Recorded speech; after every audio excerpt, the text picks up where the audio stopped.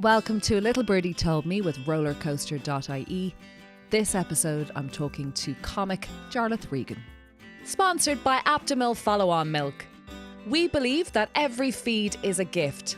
That's why we've dedicated over 50 years to breast milk research and created Aptamil Follow-On Milk.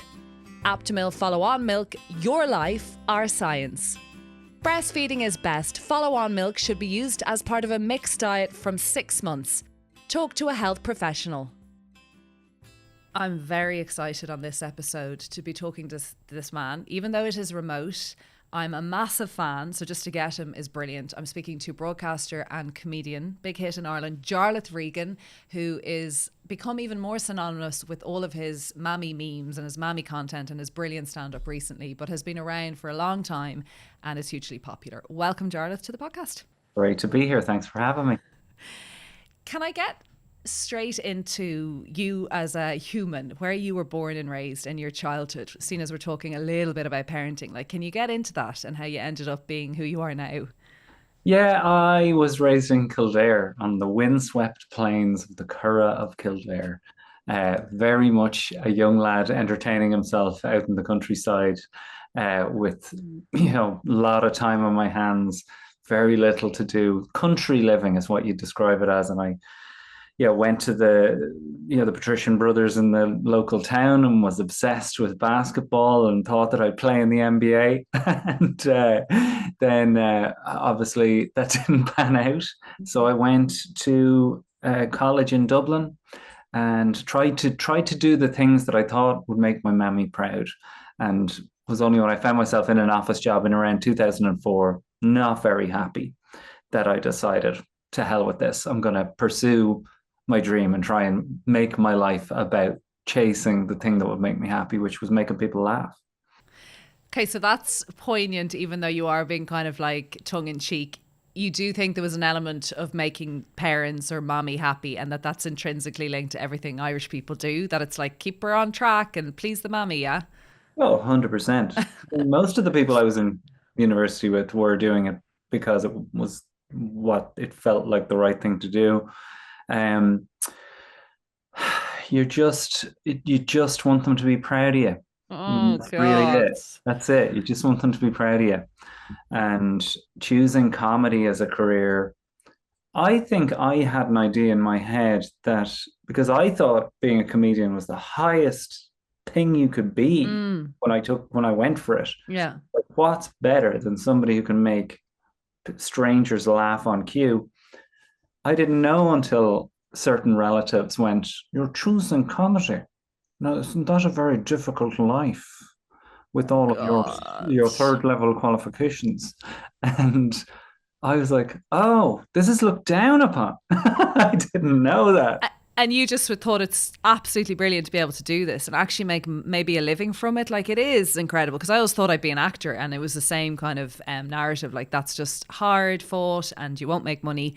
So as a parent now, are you less assholey about expectations? Like, Yeah, no, well, I don't think they were assholes about expectations. I think I totally create, and a lot of us just create them ourselves.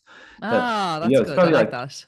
3 or 4 comments, and that's it. Really, at the end of the day, I think my parents just wanted me to get on with whatever I was getting on with. That was really the thing with them, that they like to expect them to understand what it was that I was good at was too much. And sometimes we do put too much on our parents to expect them to kind of get where the world is at and how a person could make money as a creative, or even just never mind money, have a happy life as Yeah. a creative. Like, I was not going into comedy to be a millionaire.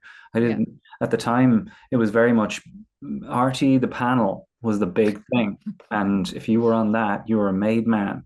But even that just meant touring arts centres around Ireland. But I just, like, the pursuit is the happiness. It's not the pursuit of happiness. The happiness is in the pursuit. And I always felt that if I could find the pursuit that made me happy, I'd be happy. And that kind of happened right away. I think that's so brilliant that you're like, my parents actually weren't expecting it. We all put that pressure on ourselves because we think they want us to be a lawyer or an accountant or a doctor with 3 kids living in a massive. And in fact, you're correct. They really don't care too much. Yes, they have their views, and some parents are very old-fashioned in their views, but deep down at the core of every parent is like, and I don't think happiness is a great word, but there's a contentment. Just be content. Like whatever, like you just said there, go off and do the thing, but do it and shut up about it. It's brilliant. I love that. Let's be clear. There are dickhead parents. Okay, good. Because I thought we were going to get a bit too kumbaya about it. Like, all parents. There are dickhead parents. Okay, brilliant. Right. So that's good. And we see them and hear about them. Yeah, well, a lot of the Irish Mammy reels and videos that I made hint at a darkness. Okay. Yes. There's such a fucking darkness. It's like that element of, sure, he's allowed to get hammered, but if your sister does, she's a whore. And I know that's not what you're saying, but there's we're implying in it, or you're a disappointment because you're the middle childer. And some of it is so funny and light, and I pass them on and send them and share them. But some of it hits home and is dark. And obviously you're doing it there's a reason behind this, but some of it is really hard hitting. They're triggering videos, and yes. I do get that from a lot of people that, okay, that's enough. I can't watch another one of these. Yeah. And I do get people saying, I'm going to need to go to my therapist now. Thank you so much for this and bringing all this back. Yeah. But you know what I also get, Rebecca, is I get a lot of people saying that they lost their mom and they miss her all the time. But she's back in the room now, and I can laugh about all this silly stuff that she used to say to me. Like all of it comes from a place of affection. It's not my mom either. That's the other thing. I'm very comfortable doing it because it's all moms that I've witnessed in my life, and all my friends relaying these stories, and just doing stand-up about home life and Christmas life, where this is who they are. It feels like they all read from the same hymn book. But you said at the start, this man's very big in Ireland. But here's the mad thing about these reels: the range and popularity, the depth of the popularity of the reels about mammies has blown my mind, because I get messages from people all over the world saying this is not just Irish mammies. Okay. Indian mammies, Sri Lankan mammies, oh, yes. South African mammies, Jewish moms, Mexican moms, and Asian moms. Like it seems to be there's certain things about guilting you or making you feel bad about, well, I suppose you're not going to think of me in all of this. It's the Miss Havisham hiding under the duvet. I always call my mum Miss Havisham when she's super liberal and cool and trendy and an artist. But then you do something that I think is kind of minor, and the family is let down in such a prolific way, and she's so shocked. And I'm like, oh, Jesus, here comes the Irish mammy. Because I think in all of us, there's an Irish mammy. Like, I'm hip to the beat and cool and a new generation. And I get a bit like, stop it. What are you doing? Put on the. Yeah, you see, I don't know. I don't know if it's like, that definitely speaks to what you're going through there. And it's interesting that they are, there's this someone who thinks they're liberal. Yeah. And they're not. And it's all that, like all of it and everything that is contained within it. Like, I don't want to pull the wings off a fairy here and lose the magic. Like, I generally don't like discussing jokes and what make jokes funny and what is the exact punchline of it. To me, all I'm doing is replicating lines I've heard that cut very deep. Very deep. It's not that funny. Like, I've had it a lot in recent years since I've had kids. It's very deep. It's really, but you know what? Brilliantly executed. This is the whole beauty of comedy, and this is, for me, always what I got from comedy was the sense of I'm not alone. Someone else feels this too.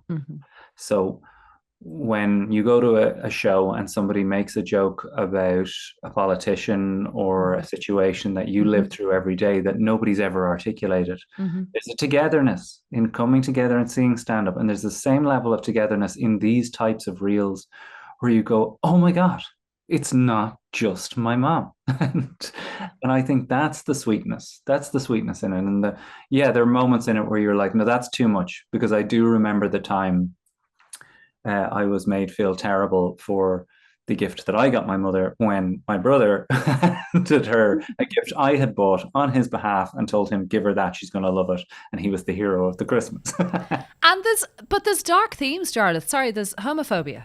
There's alcoholism, there's judgment, there's like within parenting, sorry, not in necessarily in all your reels, you're like Jesus, but in these in this narrative or in these conversations with parents, not just mammies, there are dark themes that run deep and things that you won't change within a family unit.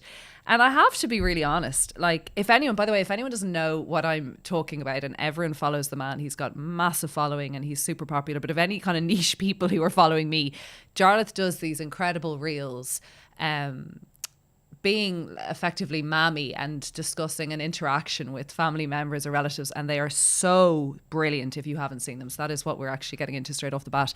But some of the things that I share, and this is a guilty pleasure, are the ones that piss me off most that you do. And it's to really go, fuck you. And I share them quite happily with family members to go, this is how I feel victimized, or this is how I feel targeted. So there's a lot of, you're very helpful, to be honest. Isn't that great, right? Because I think it's great because here is this spoonful of medicine uh, coated in comedy sugar that you can share in the family group, and it goes in, like it'll go in. Like I know people are sharing it in their family group, and maybe the mom goes, very funny. Yeah. But they're now, the next time they go to say, are you going to wear a bit of makeup? You already have it on. Okay.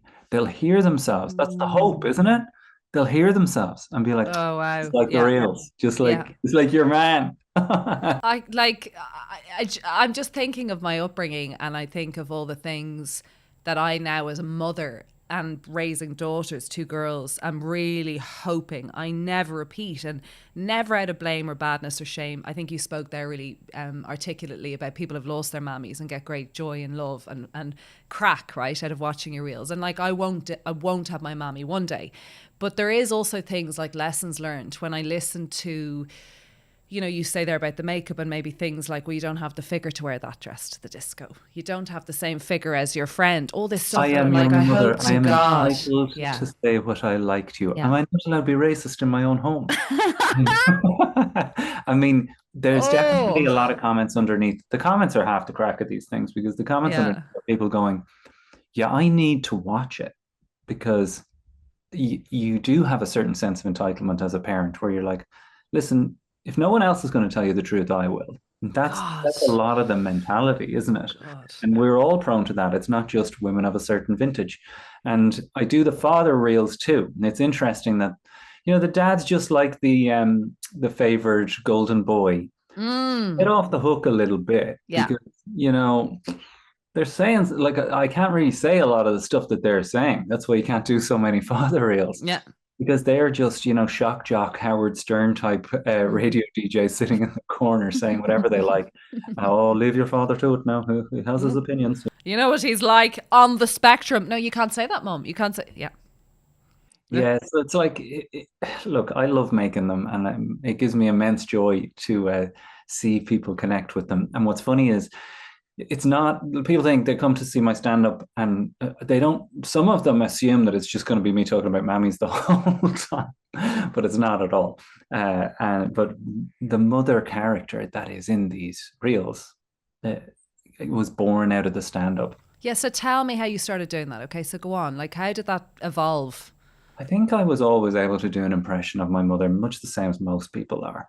And probably got great crack out of it at home.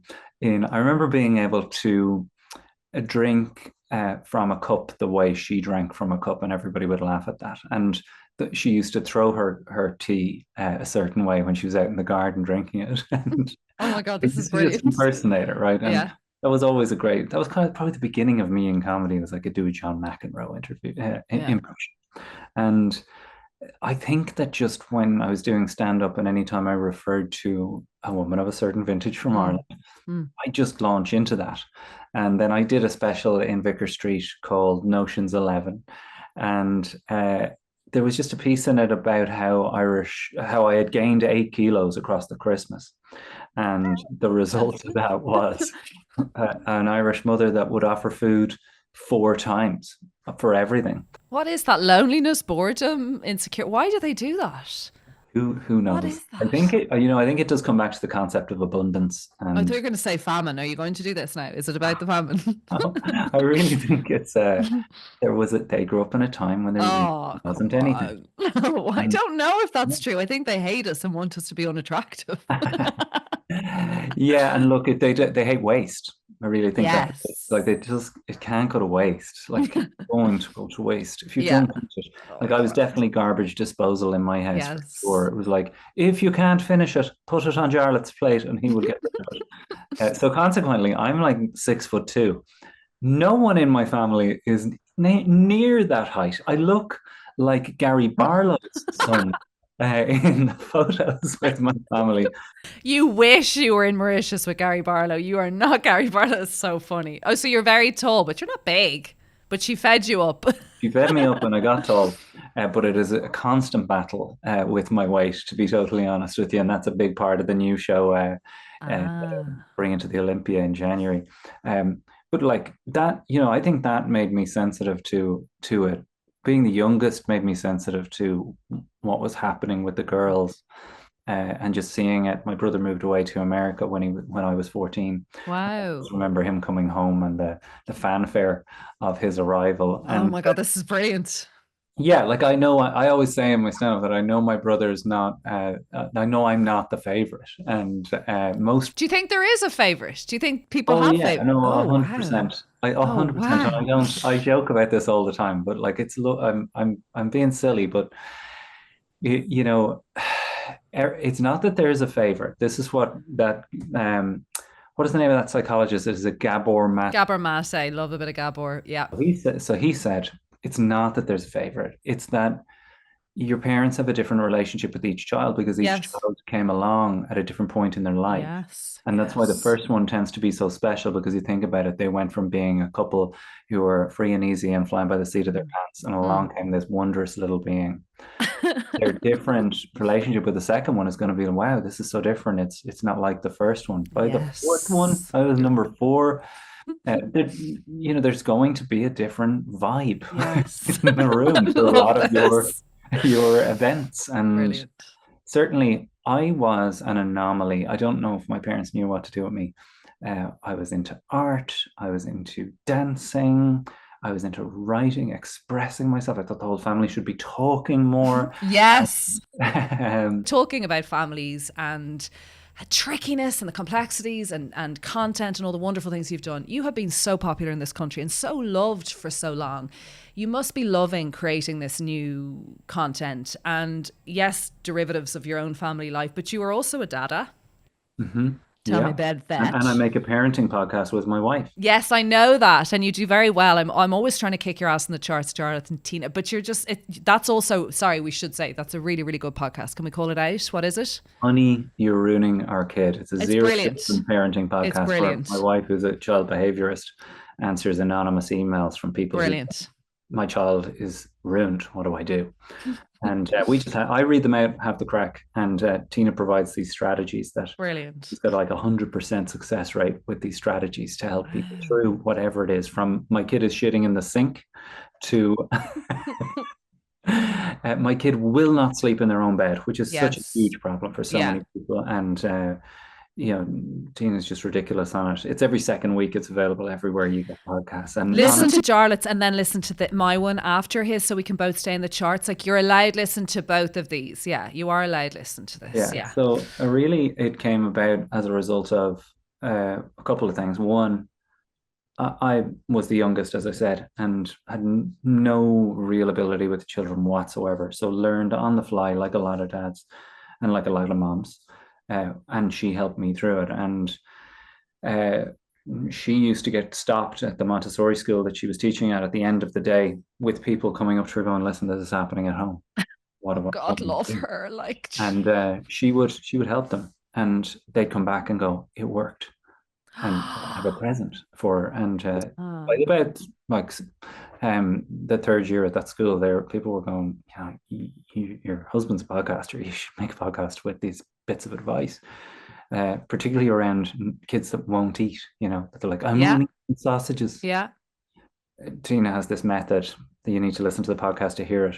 But Jarlath, also on that, you're talking about kids that won't eat and the pickiness in Ireland. I think it's completely connected to the, you're talking about waste and you're talking about abundance and you're talking about, it's very triggering for a friend of mine who was brought up in Burma, who had very little and is now living in has a huge tech job, and she's in this wealthy country like Ireland. And when her kids throw food on the ground and they waste, she says it's so triggering. I said, why? And she goes, because we had to leave Burma.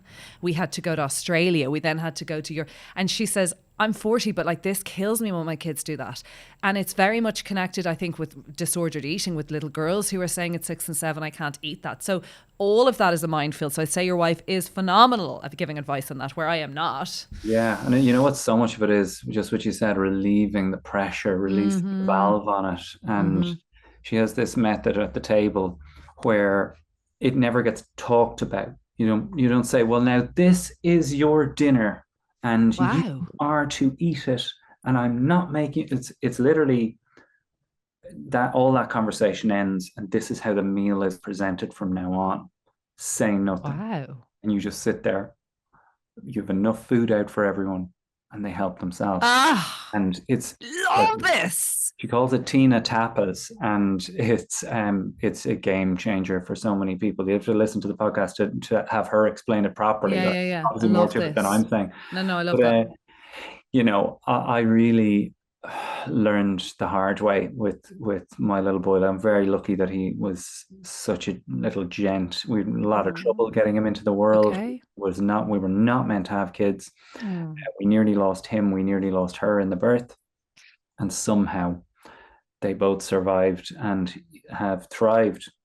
We obviously moved to England when he was barely a year old because our country was just on its knees financially at the time. If you wanted to do comedy, London was the only place to do it. I know. You could work 7 nights of the week, never see the same person at any of the shows. Wow. And I started the Irishman Abroad podcast over there. Yeah. Which, was my favorite podcast of that time, was my favorite and only podcast.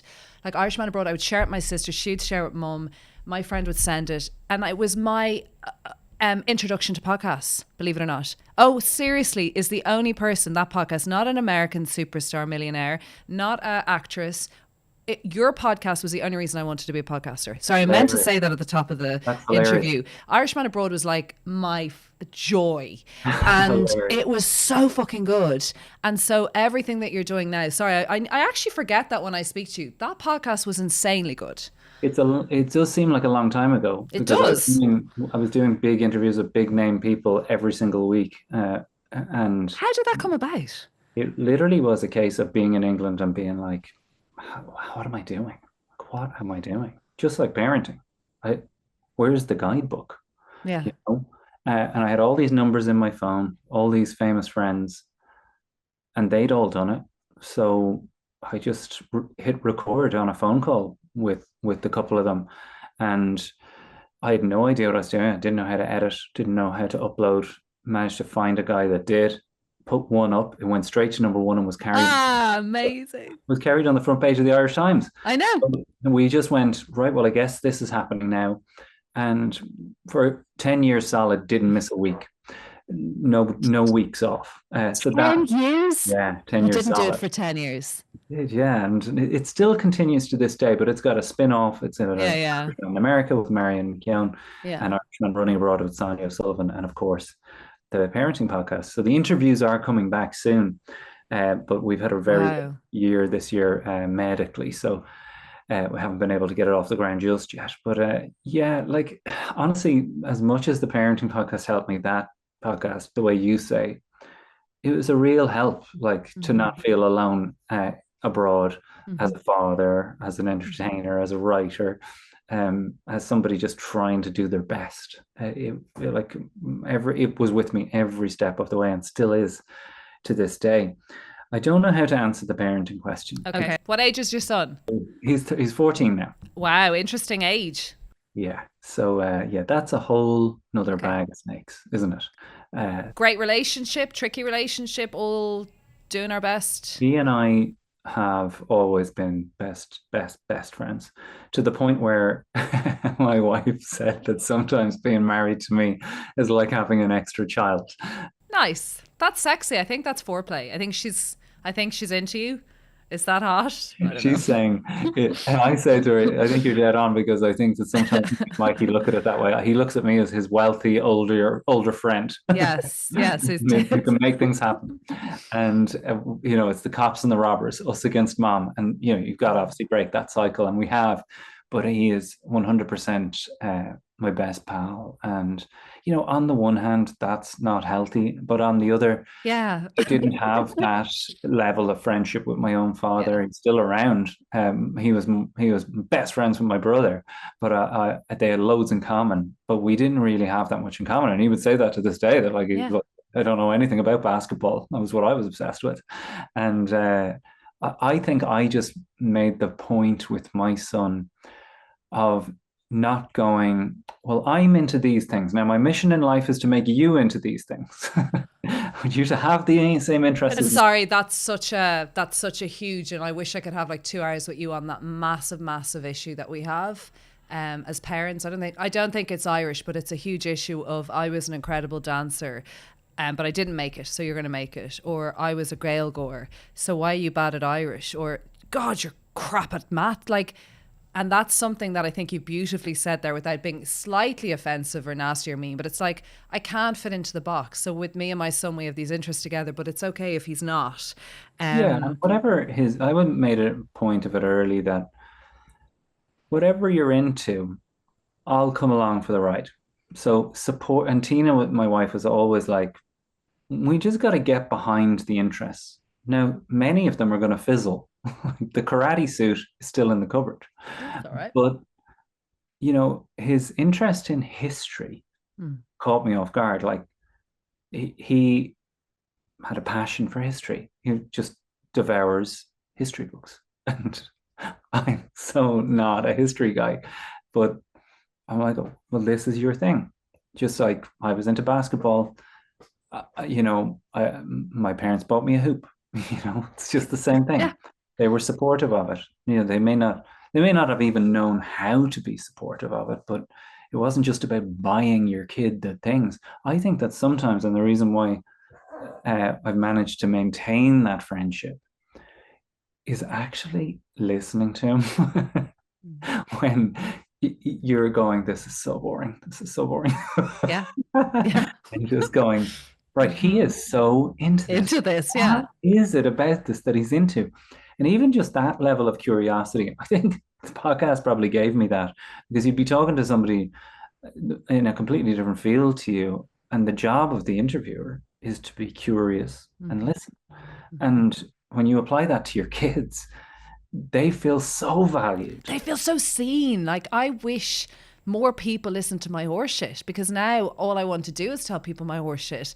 And it's so sad. And I feel sorry for anyone in my vicinity, because I think as kids in Ireland in that time, no one wanted to listen to children. And this wasn't the 50s in Ireland, remember? This was not that long ago. No one really valued what children said. You were annoying. And so now I think we're all just, is it your most important role? Oh yeah. I mean, it's certainly the one that, yeah, I cherish the most, that I would never want to lose. I mean, for God's sake, it is everything, isn't it? And it is immensely trying. Like nobody really gets it. I used to do a joke that I used to hate the parents that would go, "We don't know what tired is until you have a baby." Everyone knows what tired is. It's parents that know what sleep deprivation is. Mm. That's the difference. And that, I think, sums it up a little bit, that like we've all had trying times. Parents don't own difficulty, but Mhm. there's a different type of challenge in Mm. raising kids, Yeah. particularly nowadays, where you're going to be tested all day long. Mhm. And your sleep is going to be interrupted because of the worry of it, like the actual concern of it. I know I'm not selling parenting here to people, Mm. but it is, there's a great book called about parenting called All Joy and No Fun. And it's Wow. such a great phrase, isn't it? Because Mm. parenting is Mm. joyful, but there's a lot less crack than you'd think. I want to kick people in the vagina that say to me, it can't be that bad. I'm like, you don't have a 3-year-old who kicks you in the tit most mornings and a 7-year-old who thinks getting a puppy ain't no big deal from Santa. And it's just like, shut the fuck. Can I ask you, I have to let you go and I don't want to let you go and I hope we can speak again, but can I ask you, is your mum still with us? She is, of course, yeah. What does she make of the Survived cancer reels? herself, and Wow, amazing. what does she think of the reels? Yes. I've never asked her about them. She's never brought them up. And Okay. I'm pretty sure she'd tell me, I know a woman just like that.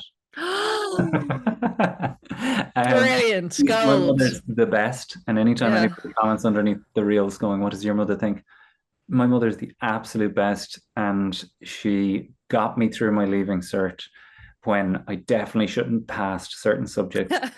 She taught me everything, and I'm eternally grateful to her. And anytime I have a chat like this, I immediately think I've got to pick up the phone. I've got to ring her right now. Okay, So if good. you are putting, this is my advice to people: if you're putting off ringing your mother, do it right now, Unless she's racist. even if she's right. Even if she's right. Jarlath, what's up next for you? What's up next for you? Well, I'm about to go on this big world tour with my new Okay. stand-up show in Bits. It starts in Galway. Probably by the time this has gone out, I'm in Galway for 3 nights next week, and Wow. then it's on to the Olympia in January. Uh, we're doing America dates. We're doing Australia, New Zealand, England. It's going everywhere. There's going to be loads more Mammy reels, and I've just released a new stand-up special that people can watch wherever you are. It's on YouTube right now. So it's absolutely free, and that's the show that I previously toured. And Mammy does make an appearance in that as well. I'll be at the Olympia. Big supporter of yours. Thank you so much for giving us your time. Thank you so much, Jarlath. Fun, thank you. Sponsored by Aptamil Follow-On Milk. We believe that every feed is a gift. That's why we've dedicated over 50 years to breast milk research and created Aptamil Follow-On Milk. Aptamil Follow-On Milk, your life, our science. Breastfeeding is best. Follow-on milk should be used as part of a mixed diet from 6 months. Talk to a health professional. I hope you enjoyed this episode of A Little Birdie Told Me, and if you did, it would mean a lot to me if you could like, subscribe and share this episode.